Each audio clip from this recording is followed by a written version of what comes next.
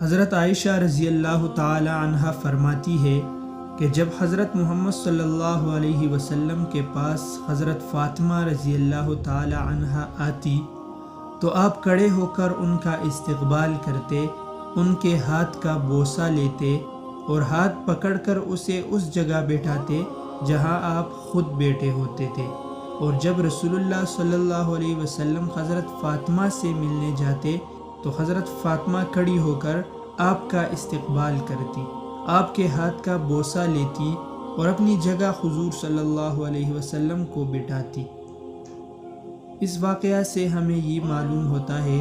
کہ چھوٹے کا بڑے کے احترام میں کھڑا ہونا بھی جائز ہے، اور بڑے کا چھوٹے کے استقبال میں کھڑا ہونا بھی جائز ہے۔